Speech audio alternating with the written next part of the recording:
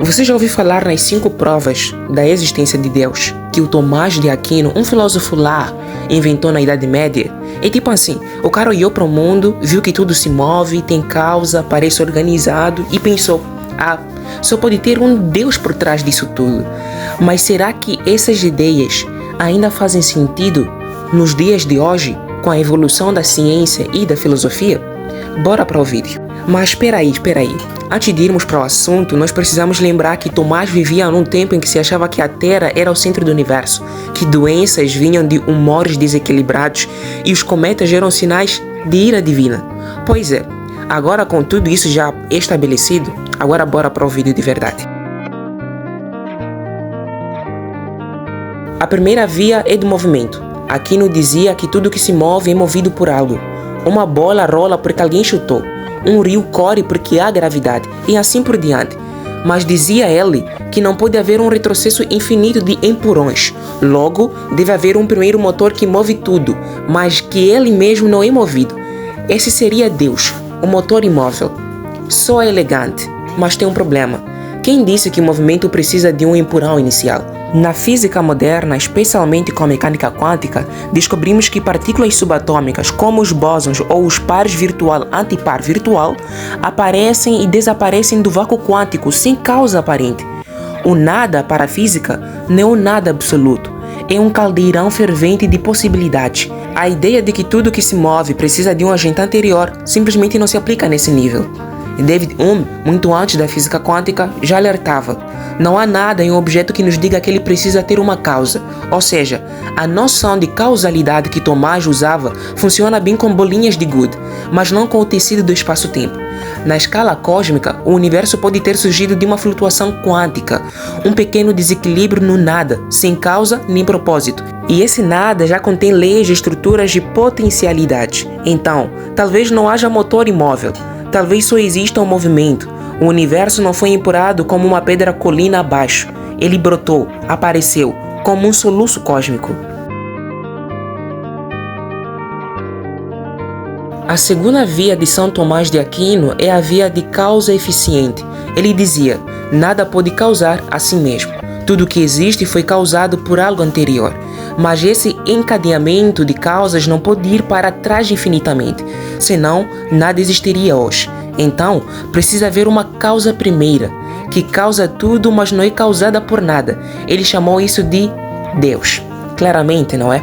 Parece razoável, mas a física contemporânea deu uma banana para essa lógica. Primeiro, a causalidade, como a entendemos, é uma construção humana baseada em nossa experiência cotidiana.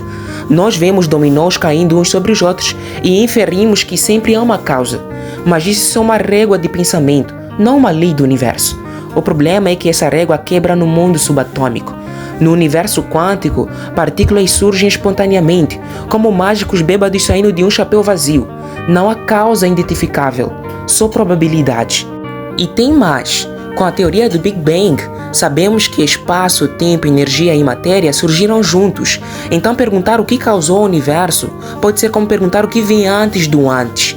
A pergunta já vem quebrada. Bertrand Russell disse uma frase que encerra bem essa via: o universo está aqui, isso é tudo. E ele foi muito mais além. Ele disse o seguinte: se tudo precisa de uma causa, então Deus também precisaria.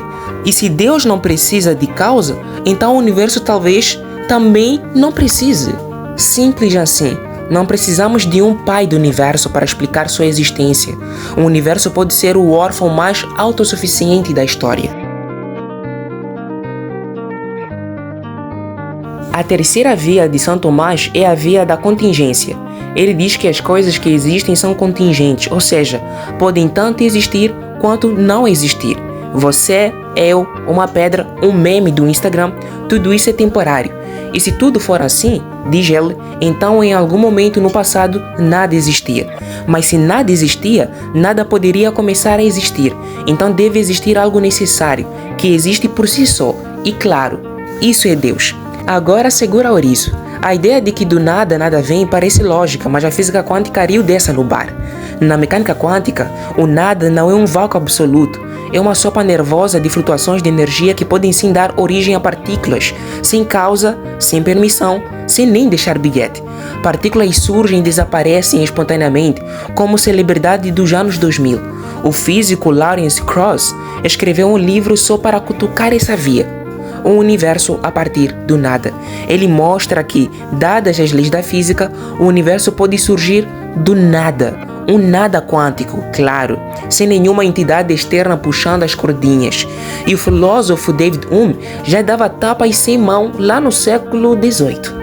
Não há contradição em supor que algo começou a existir sem causa, ou seja, a via da contingência presume que necessidade é uma coisa que existe no mundo real, mas talvez isso seja só um jeito que a nossa mente limitada encontrou para tentar dormir à noite. Então não, Tomás, o universo pode ter surgido do caos sem necessidade de um ser necessário. O único ser necessário que conhecemos hoje é a energia do Wi-Fi. A quarta via de São Tomás é a via dos graus de perfeição. Ele diz: existem coisas mais ou menos boas, mais ou menos verdadeiras, mais ou menos nobres. E se há graus, deve haver um máximo, o melhor, o mais verdadeiro, o mais nobre. E isso, diz ele, é Deus. Tipo um Uber Platão, onde tudo que é bom só é bom porque se aproxima do bom supremo. Mas calma lá, Tomás. Esse argumento parece uma escada feita de neblina.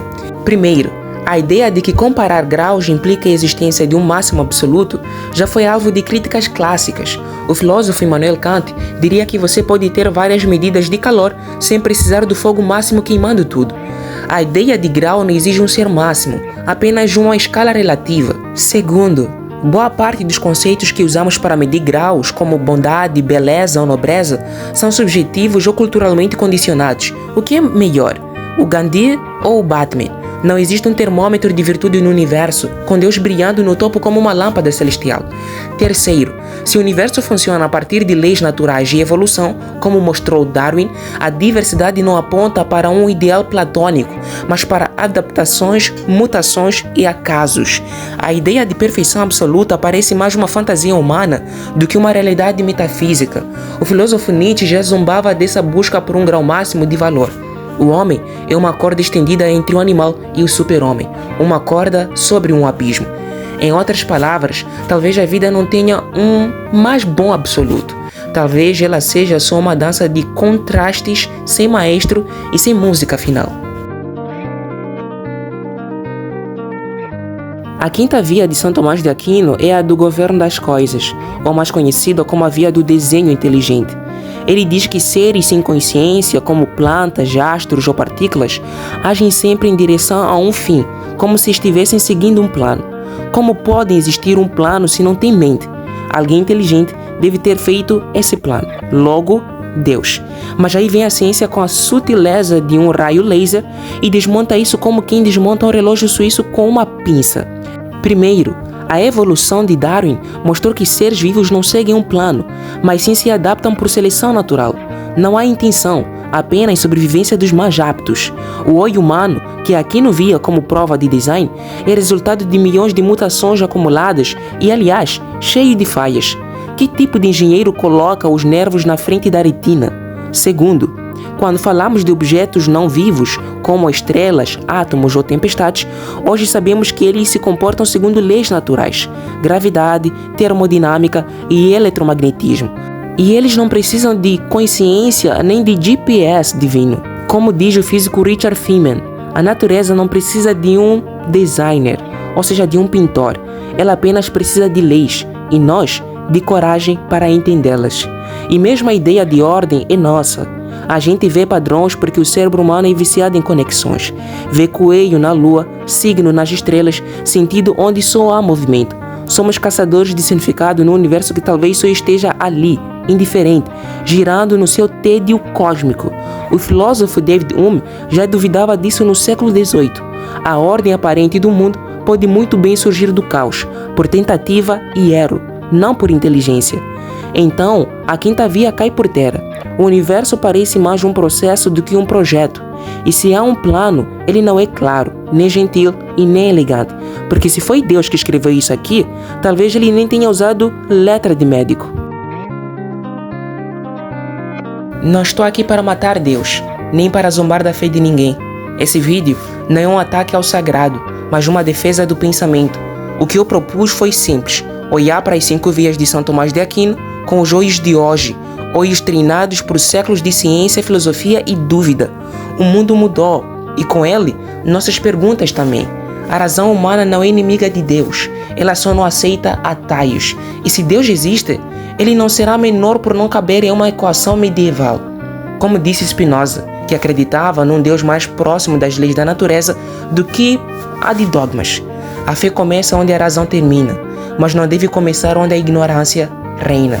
As 5 vias foram, no seu tempo, monumentos de lógica e devoção, mas hoje, diante dos telescópios que veem o nascimento das galáxias e das equações que descrevem o caos com precisão cirúrgicas, elas são como mapas antigos, lindos, simbólicos, mas desatualizados. Não destruí Deus, só mostrei que se Ele existe, talvez esteja mais longe do que Tomás imaginou, ou até mais perto, mas de um jeito que ainda não entendemos, e isso também é filosofia.